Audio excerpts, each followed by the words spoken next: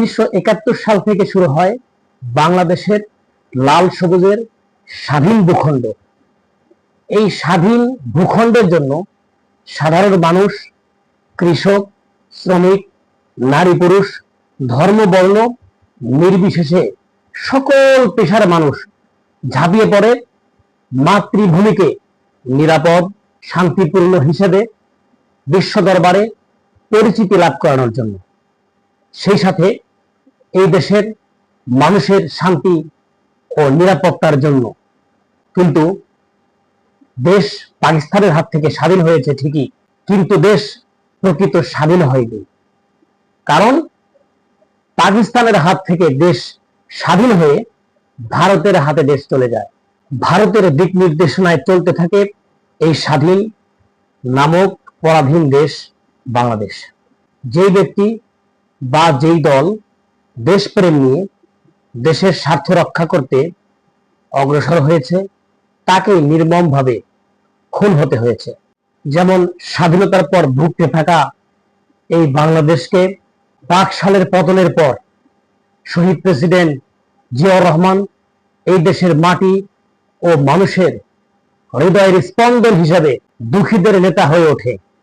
কিন্তু কোন এক অদৃশ্য শক্তির বলয়ে এই বাংলাদেশ, আমাদের জনপ্রিয় নেতা যার নেতৃত্বে এই বাংলাদেশ আবার আলোর পথ দেখেছিল, যে নেতা সংবিধানে বিসমিল্লাহির রহমানির রহিম যুক্ত করেছিলেন, যে নেতা আল্লাহর প্রতি অবিচল বিশ্বাস ও আস্থার কথা বলেছিলেন, সেই নেতাকে নির্মমভাবে শহীদ করা হয়।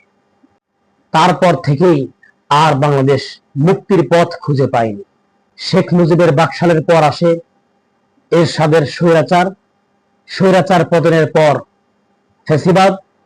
ফ্যাসিবাদ 2024 সালের 36শে জুলাইয়ের গণঅভ্যুত্থানে পতন ঘটার পর বর্তমান এখন চলছে গণমানুষের প্রতিনিধি ডাক্তার মোহাম্মদ ইউনূসের শাসনামল।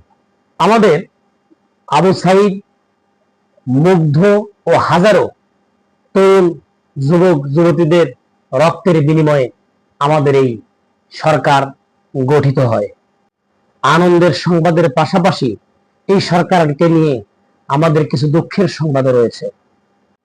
আমাদের বর্তমান সরকারে পরিচালনায় যেমন ভালো লোক আছে, কিছু মন্দ লোক রয়ে গেছে, যার কারণে ইসলামের উপর এখনো আঘাত ও ওলামায়ে কেরামকে বিভিন্ন মামলা মোকদ্দমার মাধ্যমে হয়রানি করা হচ্ছে, যা অত্যন্ত দুঃখজনক।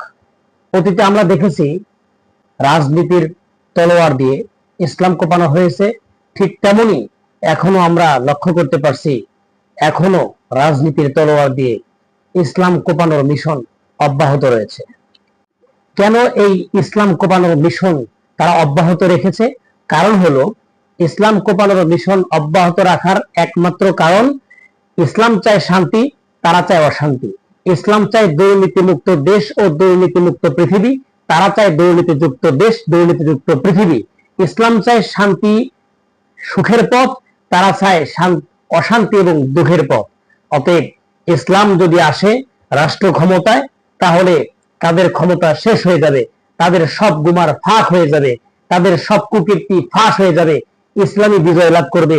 ইসলামের নেতাদের রাজনীতি তারা নিজে না খেয়ে তাদের নেতাকর্মীদেরকে, তাদের অধীনস্থ ব্যক্তিদেরকে খাওয়ায়, আর গণতন্ত্রের রাজনীতি তারা নিজের পেটকে পরিপূর্ণ করে যতটুকু বাঁচে, অবশিষ্ট উচ্ছিষ্ট রয়, সেই উচ্ছিষ্টটুকু তাদের নিম্ন পর্যায়ের তাদের কর্মীদের, তাদের এই জনগণকে তারা দেয়।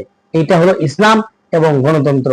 সম্মানিত দর্শকবৃন্দ, তাই আসুন, আর নয়, আর এই সুযোগ দেওয়া যাবে না, আর এই সুযোগ কখনোই দেওয়া যাবে না। আমরা সকলেই ইসলামের পথে আসি, ইসলামের পথে ঐক্যবদ্ধ হই, আমরা সকলেই ইসলামের কাজ করি, ইসলামের দলে আমরা অন্তর্ভুক্ত হই, ইসলামী দলকে আমরা ভালোবাসি। আমরা একটা ঐক্যের প্রাচীর গড়ে আমরা দুর্নীতিবাজ, চাঁদাবাজ, এই সমস্ত ব্যক্তিদের হাত থেকে ক্ষমতা সব যোগ্য ন্যায় নিষ্ঠাবান ব্যক্তির হাতে উঠাইয়া দেই। ইনকিলাব জিন্দাবাদ।